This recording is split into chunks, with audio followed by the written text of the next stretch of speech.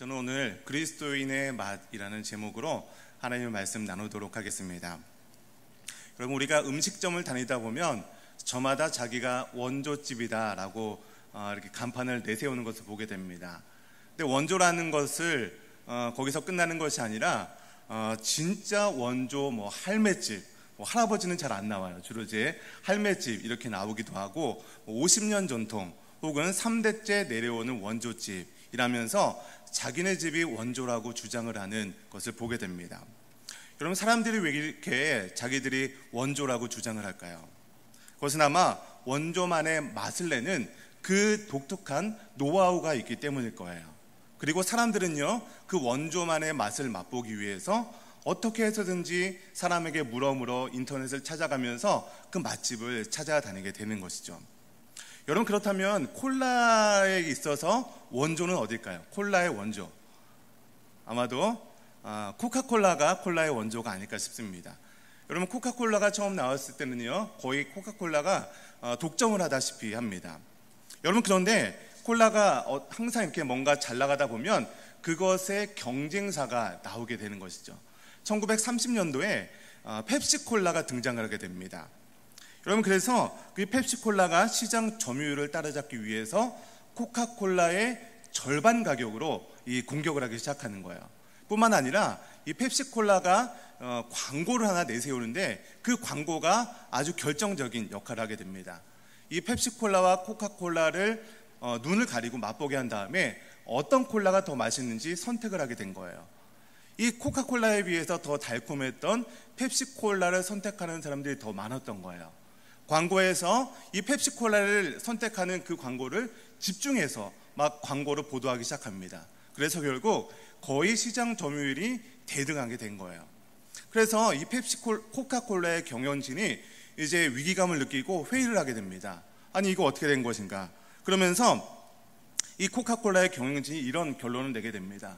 이제 시대가 변했고 소비자의 입맛이 변했기 때문에 이 코카콜라의 특유의 맛으로는 승부를 할 수 없다라고 결론을 맺은 거예요. 그래서 그 전에 비해서 톡 쏘는 맛, 이 코카콜라만의 그 톡 쏘는 맛이 있는데 이 특유의 제조 비법이 있습니다. 머천다이즈 7X라고 그 특유의 비법을 포기하기로 결정한 거예요. 그러고 나서 이전에 비해서 더 부드럽고 더 달콤한 신제품을 만들어서 소비자의 입맛을 사로잡으려고 노력을 한 것이죠. 이 펩시콜라와 비슷한 맛을 내는 더 부드럽고 달콤한 맛으로 신제품을 출시한 거예요. 여러분, 그런데 그 결정은 코카콜라 역사상 최악의 결정이었던 거예요. 새로운 코카콜라 맛을 본 소비자들이요, 하루에도 수십 통씩 이 항의 전화를 이렇게 걸기 시작한 거고요. 심지어는 피켓을 들고 거리에서 시위를 하기 시작합니다. 이런 것이 미국 전역에 불길같이 퍼지게 된 겁니다. 그래서 결국 코카콜라의 경영진은 공개 사과를 하고 이 새로운 콜라를 포기하고 원래의 코카콜라 맛으로 돌아가기로 결정을 하게 됩니다. 여러분, 코카콜라는요, 코카콜라 맛에 그 본연의 맛에 집중해야 했던 것이죠. 여러분, 사실 그리스도인도 마찬가지입니다. 그리스도인도요, 그리스도인만의 맛이 있습니다. 그리스도인다운 본연의 삶의 모습이 있다는 것이에요. 그래서 예수님께서는요, 그 너희는 세상의 맛을 내는 소금이다 라고 말씀하고 있는 것입니다. 그런데 우리가 세상에 쫓겨 살면서 그 어느덧 이 본연의 맛, 그리스도의 맛을 잃어버리고 세상 사람들과 비슷해질 때가 있다는 것이에요. 마치 코카콜라가 펩시콜라의 맛을 흉내내는 것처럼 세상 사람들을 흉내내면서 세상의 비위를 맞춰가고 어정쩡한 믿음으로, 어중간한 믿음으로 살아갈 때가 있다는 것입니다. 여러분, 그러나 우리는 명심해야 됩니다. 그리스도인의 모든 실패는 이 어중간하고 어정쩡한 신앙에서부터 시작한다는 것입니다. 여러분, 예수 믿으면서 예수 믿는 행복을 모르고 예수 믿는 기쁨이 뭔지 모르면서 신앙생활하는 사람들이 많이 있습니다. 여러분, 그 사람들의 특징이 무엇인지 아십니까? 믿으려면 확실히 믿어야 하는데 믿음의 확실한 태도를 취하지 않는다는 것이에요. 여러분, 요한일서 5장 4절 5절 말씀을 보면 우리 좀 화면을 띄워주시고요, 같이 좀 읽어보겠습니다. 시작. 무릇 하나님께로부터 난 자마다 세상을 이기느니라. 세상을 이기는 승리는 이것이니 우리의 믿음이라. 5절. 예수께서 하나님의 아들이심을 믿는 자가 아니면 세상을 이기는 자가 누구랴. 여러분, 하나님께로 난 자마다 세상을 이긴다고 말씀하셨습니다. 세상을 이기는 것은 우리의 믿음이라고 말씀하셨어요. 여러분, 우리는요, 세상을 이기는 재미로 살아가는 존재들이에요. 세상을 이기는 능력, 하나님이 주신 능력, 성령 충만의 능력으로 세상의 공격들을 뚫고 나가고 그런 승리의 기쁨으로 살아가야 되는 것이에요. 그런데 어중간하고 어정쩡한 믿음을 가지고는 이 세상을 이길 수 없다는 것입니다. 여러분, 오늘 본문 말씀에서는요, 세상이 그리스도인을 공격하는 두 가지가 나오고 있습니다. 그럼 먼저 우리 7절 말씀을 다시 한번 읽어보겠습니다. 우리 7절 말씀입니다. 시작. 너의 염려를 다 주께 맡기라. 이는 그가 너희를 돌보심이라. 이 세상이 우리를 공격하는 그 첫 번째는요, 염려, 근심, 걱정, 불안이라는 것이에요. 여러분, 베드로 사도가 말하길 너희 염려를 다 주께 맡기라 라고 이야기하고 있어요. 여기서 맡기다라는 그 원어를 좀 살펴보면 그 원어에 던지다라는 뜻이 포함되어 있어요. 그러니까 여기서 원어의 뜻을 좀 더 살려서 해석을 하면 던져버리라 라고 의역할 수 있는 것이에요. 그래서 이 염려라는 것은요, 몽땅 다 주님께 던져버리는 것이에요. 그러면 우리 주님께서 우리를 책임져 주신다는 거죠. 여러분, 확실한 신앙의 사람들은요, 염려를 주님께 던져버리고 살기 때문에 행복한 것입니다. 여러분, 한번 상상해 보세요. 염려가 없는 인생, 걱정이 없는 인생, 얼마나 행복하겠습니까? 얼마나 평안이 있겠습니까? 여러분, 이것이 바로 그리스도인들, 참다운 그리스도인들이 느끼는 그런 행복이라는 것이에요.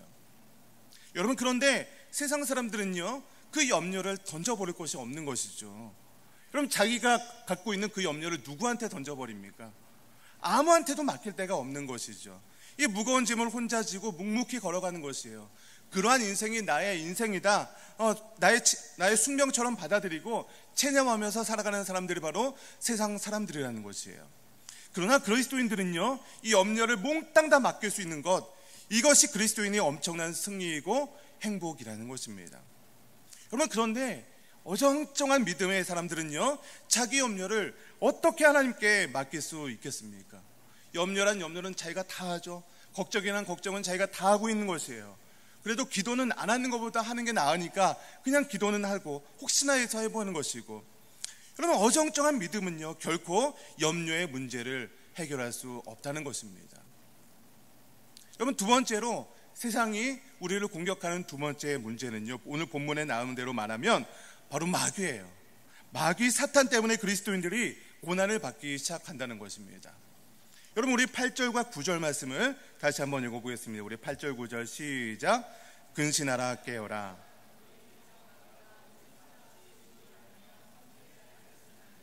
너희 믿음을 굳건하게 하여 그를 대적하라. 세상에 있는 너희 형제들도 동일한 고난을 당하는 줄 알미라. 우리 마귀 사탄이 우리를 죄로 유혹을 하는 것이에요. 정말 달콤한 유혹을 하면서 우리가 어떻게 해서든지 죄악된 길로 빠지게 하는 것이 바로 우리 마귀 사탄의 전략이라는 것입니다. 여러분, 마귀는요, 우리가 괴롭고 아파하고 불행해지는 것을 너무나도 좋아하는 것이죠. 여러분, 그래서 우리를 불행하게 만들기 위해서 마귀가 적극적으로 일하고 있는 것이에요. 여러분, 욥의 고난 한번 보시기 바랍니다. 여러분, 욥이 고난을 당하는 결정적인 역할을 하는 존재가 누굽니까? 바로 마귀예요. 마귀 사탄이 욥이 고난을 당하는 결정적인 역할을 하는 존재라는 것입니다. 여러분, 사탄은요, 사탄이 가진 능력으로 우리에게 질병과 어떤 장애를 만들어낼 수 있는 거예요.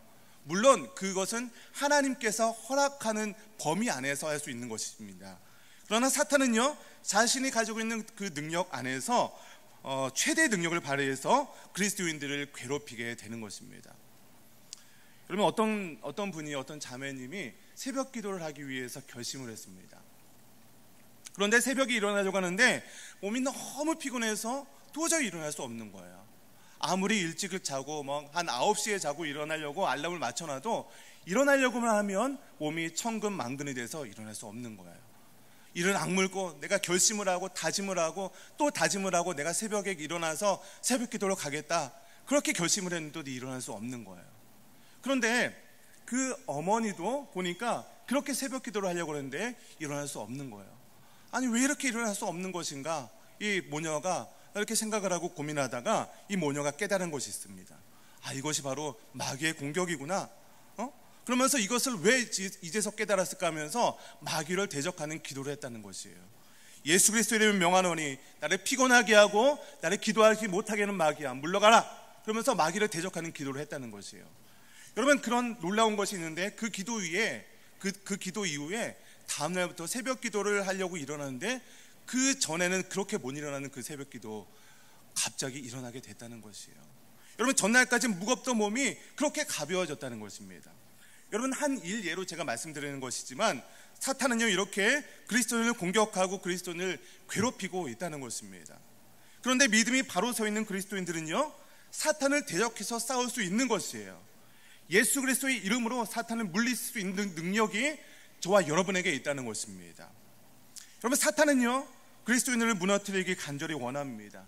여러분, 그러나 예수 그리스도의 이름으로 사탄을 대적하는 확고한 그리스도인에게는 꼼짝하지 못하는 것입니다. 여러분, 성경에 보면 사탄을 대적하라라고 나와 있지 않습니까? 여러분, 그렇다는 것은요, 우리가 사탄을 대적할 능력이 저와 여러분에게 있다는 것이에요. 대적할 수 없다면 성경에 그렇게 기록하지 않았을 것입니다. 성경에는요, 승산 없는 그런 싸움을 하라고 이야기하지 않는 것이죠. 여러분, 그리스도인은 사탄을 대적하고 그와 싸워서 이길 수 있는 존재라는 것을 여러분 믿으시기를 바랍니다. 그러나 문제가 있어요. 사탄과 싸워서 이기기 위해서는요, 우리의 믿음이 분명하게 서 있어야 하는 것입니다. 그런데 우리의 믿음이 어정쩡하면 사탄은 대적해서 싸울 수 없는 것이에요. 어정쩡하게 신앙생활하는 그리스도인이 사탄아 물러가라, 이렇게 하면 사탄이 물러가겠습니까? 사탄이 친구하자고 할 겁니다. 여러분, 어정쩡한 그리스도인의 말과 선포는요, 사탄을 대적할 수 있는 권세가 없는 거예요. 그래서 어정쩡한 사람은요, 양방향으로 괴롭힘을 당할 수밖에 없는 것입니다. 세상에서 나오는 많은 걱정과 근심과 염려하면서 살아가죠. 마귀 공격에 또 공격을 당하면서 살아가죠. 이래 치이고 저래 치이다가 결국에는 주님 별목 없고, 천국 가려니까 주님 별목 없고 비참한 인생을 살아갈 수밖에 없는 것입니다. 여러분, 이스라엘의 첫 번째 초대 왕이 누굽니까? 바로 사울왕 아닙니까? 사울왕, 이스라엘의 첫 번째 왕이요, 처음부터 이렇게 믿음이 없었던 왕이 아닙니다. 분명히 그는 믿음의 사람이었고 하나님께 선택된 그런 왕이었습니다. 그런데 그가 아말렉과의 전쟁에서 하나님께서 하지 말라는 명령이 있었습니다. 모든 것을 진멸하라고 하나님께서 명령하셨는데 그 명령을 어기고 살찐소와 양을 노략물로 가져와 버린 거예요. 이것에 대해서 사무엘이 노하며 하나님의 심판을 전하자 사울이 했던 말이 이 말씀입니다. 우리 사무엘상 15장 24절 말씀을 같이 좀 읽어보겠습니다. 시작. 사울이 사무엘에게 이르되 내가 범죄하였나이다. 내 백성을 두려워하여 그의 말을 청종하였음이니라. 그러면 사울이요, 믿음이 없는 사람이 아니었습니다. 그러나 그 믿음이 어중간하고 어정쩡한 믿음을 가지고 있던 사람이었던 거예요. 하나님 말을 두려워해야 되는데 사람의 말을 듣기 시작했다는 것이에요. 모든 것을 하나님께 맡겨야 되는 그 왕이, 백성들이 어찌하든지 상관없이 하나님의 명령을 따라야 했던 그 왕이요, 믿음이 어정쩡하고 정말로 하나님의 말을 청종하기보다는 백성의 말들을 듣다 보니까 이런 인생을 살아가게 됐다는 것입니다. 그의 인생의 마지막이 어떻게 됩니까? 너무나도 비참한 인생을 살아가고 있는 것 아니겠습니까? 여러분, 일본에 닛산이라는 자동차 회사가 있습니다. 이 닛산 자동차는요, 한때 잘 나가던 회사였어요. 그런데 1990년도부터 계속되는 경기 불황 속에서 결국 도산하게 됩니다. 여러분, 결국 이 닛산 자동차를 프랑스의 르노 자동차가 인수하게 돼요. 그래서 지금은요, 르노 닛산 자동차라고 이렇게 하는 거죠. 이렇게 도산할 수밖에 없었던 닛산 자동차를 정상화하기 위해서 파견된 이 구조조정 책임자가 누구냐면 카를로스 곤이라는 사람입니다. 이 카를로스 곤이요, 연간 수천억 대의 적자를 내고 있는 이 닛산을 정상화시키기 위해서 먼저 회사 전체에 위기의식을 강조하기 시작했습니다. 그가 위기의식을 고취하기 위한 방법으로 불타는 가판론을 내세웠습니다. 이 불타는 가판론이 무엇이냐면 닛산 자동차가 불타고 있는 배라고 배와 같다는 것이에요. 불타고 있는 배의 가판에 그냥 서 있으면 어떻게 되겠어요? 배에 불타고 있는데 서 있으면 불에 타 죽겠죠. 아니면 이甲판에서 뛰어내리면 어떻게 되겠어요? 바닷속에서 뛰어내리면 바다에 빠져 죽을 수밖에 없을 거예요. 물론 열심히 헤엄치면 육지에 도달할 수도 있겠죠. 여러분, 그래서 살기 위해서 나를 따라오든지 아니면 바다 위에서 뛰어내리든지 선택을 하라는 거예요. 닛산을 포기하고 회사를 떠나 자기 살 길을 찾아가든지 아니면 닛산을 살리기 위해서 죽을 힘을 다해서 불을 같이 끄자는 거예요. 중간에 어정쩡하게 불타고 있는 배 위에 우두커니 서 있지 말고 태도를 분명히 하라는 것입니다. 결국 이 칼로스 곤의 불타는甲판론이 닛산이라는 회사를 살리는 극약 처방이 되었습니다. 약 2년이 안 되어서 닛산에 영업이익을 내는 회사로 정상화시키게 된 것입니다. 여러분, 우리가 신앙생활하면서 빠져들기 쉬운 그 신앙의 고질적인 질병이 무엇인지 아십니까? 바로 이 어정쩡한 믿음의 병이라는 거예요. 신앙이 있긴 있어요. 그러나 신앙인의 확실한 태도를 취하지 않고 어정쩡하게 신앙생활을 하는 것입니다. 분명히 그리스도인이긴 합니다. 매주마다 예배 나와서 교회 나와서 예배 드리고 기도하는 척 하기도 합니다. 그러나 그리스도인으로서 마땅히 취해야 될 분명한 태도를 취하지 않는다는 것이죠. 그럼 우리는 명심해야 됩니다. 신앙이라는 배를 타고 있기 때문에 우리가 안전할 것이라고 생각할지 모르겠습니다. 여러분은 그러나 그 배는 결코 안전한 배가 아닐 수 있다는 것이에요. 그 배에서 뛰어내리든지 아니면 배의 불을 끄든지 양자택일을 선택해야 될 때가 온다는 것입니다. 말씀의 결론을 맺으려고 합니다.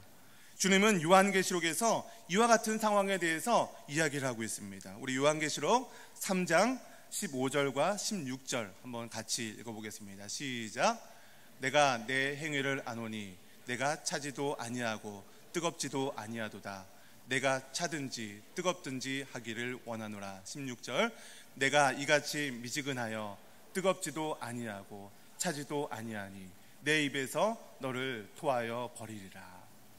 사랑하는 우리 비전하우스 청년 여러분, 여러분의 신앙 가운데 어정쩡한 믿음 가운데 있는 여러분의 마음이 있으십니까? 우리의 마음이 하나님 앞에서 정말 분명히 서 있어야 되는데 어정쩡하고 분명하지 못한 태도로 오늘 예배에 나오신 분 혹시 계십니까?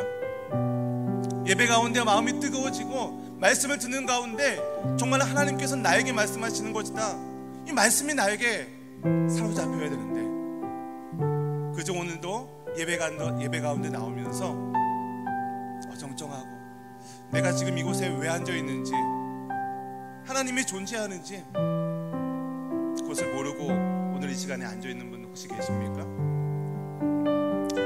우리 마음 가운데 세상 사람들이 느끼는 그 공허함과 허무함 가운데 마음이 허전한 여러분 계십니까? 이 모든 것은요, 우리가 성령 충만하지 못하고 신앙이 어정쩡하게 흘러가고 있는 것을 보여주는 증거라는 거예요. 저는 오늘 여러분 예배 가운데 여러분의 마음이 뜨거워지기 원합니다. 여러분의 마음이 어정쩡하고 어중간한 마음으로 서 있는 것이 아니라 하나님을 향한 그 진정한 사랑의 마음이 회복되기 원합니다. 요한계시록에서 말합니다. 내가 내 행위를 아노니 내가 차지도 아니하고 뜨겁지도 아니하도다. 내가 차든지 뜨겁든지 하길 원하노라. 하나님께서는 오늘 여러분에게 말씀하고 있습니다. 태도를 분명히 하라고, 그리스도인의 맛을 회복하라고, 그리스도인다운 그 신앙의 모습을 회복하라고 여러분에게 선포하고 있는 것이에요. 오늘 예배 가운데, 오늘 찬양하는 가운데 그 마음이 회복되는 저와 여러분 되시기를 주님의 이름으로 간절히 축원합니다. 우리 시간 찬양할 때 우리 주께 가까이 함께 찬양하며 나아가기